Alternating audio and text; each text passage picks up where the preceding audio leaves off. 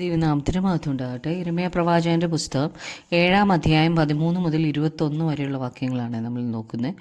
13 മുതൽ 15 വരെ വായിക്കുമ്പോൾ, ആകയാൽ നിങ്ങൾ ഈ പ്രവൃത്തികളെയൊക്കെയും ചെയ്യുകയും ഞാൻ അധികാലത്തും ഇടവിടാതെയും നിങ്ങളോട് സംസാരിച്ചു വന്നിട്ടും നിങ്ങൾ കേൾക്കാതിരിക്കുകയും ഞാൻ നിങ്ങളെ വിളിച്ചിട്ടും നിങ്ങൾ ഉത്തരം പറയാതിരിക്കുകയും ചെയ്യുക കൊണ്ട് എൻ്റെ നാമം വിളിച്ചിരിക്കുന്നതും നിങ്ങൾ ആശ്രയിക്കുന്നതുമായ ഈ ആലയത്തോടും നിങ്ങൾക്കും നിങ്ങളുടെ പിതാക്കന്മാർക്കും ഞാൻ തന്നിരിക്കുന്ന ഈ സ്ഥലത്തോടും ശീലോവോട് ചെയ്തതുപോലെ ഞാൻ ചെയ്യും.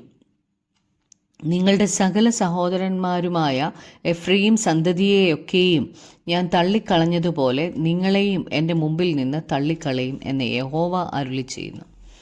യെരൂശലേമിൽ ഈ ജനത്തിന് ആരാധനയ്ക്കായിട്ട് സമാഗമന കൂടാരവും നിയമപ്പെട്ടകവും എല്ലാം ഉള്ളതുകൊണ്ട് അവർ തൃപ്തരായിരുന്നു.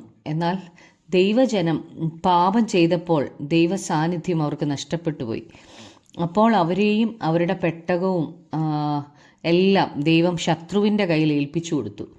ഷീലോവിൽ ദൈവസാന്നിധ്യം ഇല്ലെങ്കിൽ പിന്നെ ആ സ്ഥലത്തിന് യാതൊരു പ്രത്യേകതയുമില്ല. മാനസാന്തരപ്പെടാത്ത ഒരു ജനസമൂഹമാണിവർ. അതുകൊണ്ട് ദൈവം തൻ്റെ ന്യായവിധി അവരുടെ മേൽ അയക്കും. ദൈവവുമായിട്ടുള്ള നമ്മുടെ പണ്ടുള്ള ബന്ധം എത്ര സ്ട്രോങ് ആയിട്ടുണ്ടായിരുന്നെങ്കിലും ഇപ്പോൾ ദൈവിക ശബ്ദം നമ്മൾ കേൾക്കുന്നുണ്ടോ, ദൈവത്തോടുള്ള ബന്ധത്തിൽ നിലനിൽക്കുന്നുണ്ടോ ഇല്ലെങ്കിൽ അതുകൊണ്ട് ഒരു പ്രയോജനവുമില്ല. 16 മുതൽ 18 വരെ, അതുകൊണ്ട് നീ ഈ ജനത്തിനു വേണ്ടി പ്രാർത്ഥിക്കരുത്, അവർക്കു വേണ്ടി യാചനയും പ്രാർത്ഥനയും കഴിക്കരുത്, എന്നോട് പക്ഷവാദം ചെയ്യുകയും അരുത്. ഞാൻ നിന്റെ അപേക്ഷ കേൾക്കയില്ല. യഹൂദ പട്ടണങ്ങളിലും യെരൂശലേമിൻ്റെ വീഥികളിലും അവർ ചെയ്യുന്നത് നീ കാണുന്നില്ലയോ? എനിക്ക് കോപം വരത്തക്കവണ്ണം അവർ ആകാശരാജ്ഞിക്ക് അപ്പം ചുടേണ്ടതിനും അന്യദേവന്മാർക്ക് പാനീയ ബലി പകരേണ്ടതിനും മക്കൾ വിറകു പെറുക്കുകയും അപ്പന്മാർ തീ കത്തിക്കുകയും സ്ത്രീകൾ മാവ് കുഴയ്ക്കുകയും ചെയ്യുന്നു. ദൈവം യിരെമ്യാവോട് ഈ ജനത്തിനു വേണ്ടി ഇനി പ്രാർത്ഥിക്കേണ്ട എന്നാണ് പറയുന്നത്. അവർ ഒരുപാട് ദൈവത്തിൽ നിന്ന് അകന്നുപോയി. അവരുടെ കുടുംബത്തിൽ ഒന്നടക്കം എല്ലാവരും വിഗ്രഹാരാധനയിലേക്ക് പോയി. എത്രത്തോളം പോയി എന്നുള്ളത് 18-ാം വാക്യത്തിൽ നാം വായിച്ചു. മക്കൾ വിറക് പെറുക്കുന്നു, അപ്പന്മാർ തീ കത്തിക്കുന്നു, സ്ത്രീകൾ മാവ് കുഴയ്ക്കുന്നു. കുടുംബമായിട്ട് ദൈവത്തിന് അറപ്പായത് ഇവർ ചെയ്യുകയാണ്. എന്നിട്ട് കുടുംബമായിട്ട് ദൈവസന്നിധിയിൽ വരികയും പ്രാർത്ഥിക്കാൻ വരികയും ചെയ്യുന്നു. 19 മുതൽ 19-20 വായിക്കുമ്പോൾ, എന്നാൽ അവർ എന്നെയോ മുഷിപ്പിക്കുന്നത് സ്വന്തം ലജ്ജയ്ക്കായിട്ട് തങ്ങളെ തന്നെയല്ലയോ എന്ന് യഹോവയുടെ അരുളപ്പാട്.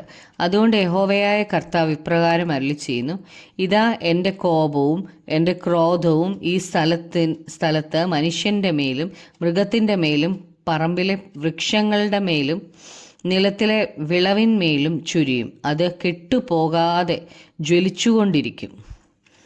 അവർ സ്വന്തം ലജ്ജയ്ക്കായിട്ട് ദൈവത്തെ മുഷിപ്പിച്ചുകൊണ്ടേയിരിക്കുകയാണ്. എന്നാൽ ഇങ്ങനെ ദൈവത്തെ മുഷിപ്പിച്ചുകൊണ്ടേയിരിക്കുമ്പോൾ ദൈവം പ്രതികരിക്കുമെന്ന് നാം ഓർക്കണം. യിരെമ്യാ പ്രവാചകൻ്റെ പുസ്തകം വായിക്കുമ്പോൾ മനസ്സിലാക്കാൻ വളരെ എളുപ്പമാണ്.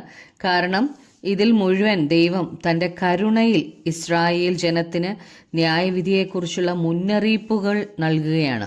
ദൈവം മുന്നമേ അറിയിച്ച ഈ ന്യായവിധി അവരുടെ ജീവിതത്തിൽ പെട്ടെന്നൊന്നും സംഭവിച്ചില്ല. ദൈവം അവർക്ക് മാനസാന്തരപ്പെടാൻ ഒരുപാട് വർഷങ്ങൾ കൊടുത്തു. നമ്മുടെ ജീവിതത്തിൽ നാം നമുക്ക് ബോധിച്ചതുപോലെ നടക്കുമ്പോൾ ശിക്ഷയൊന്നും പെട്ടെന്ന് ദൈവം തരാത്തത് കൊണ്ട് ഒരിക്കലും ദൈവം ശിക്ഷിക്കയില്ലെന്ന് ചിന്തിക്കരുത്. ദൈവം പാപത്തെ സീരിയസ് ആയിട്ട് തന്നെയാണ് എടുക്കുന്നത്. ദൈവം ശിക്ഷയ്ക്ക് താമസിക്കുന്നത് കൊണ്ട് ദൈവത്തിൻ്റെ ദീർഘക്ഷമയും കരുണയും മഹാദയയും വീണ്ടും പാപം ചെയ്യാൻ അവസരമാക്കി എടുക്കരുത്. ദൈവം നമ്മുടെ വഴികളിൽ നിന്ന് തിരിയാൻ നമുക്ക് സമയം തരികയാണ്.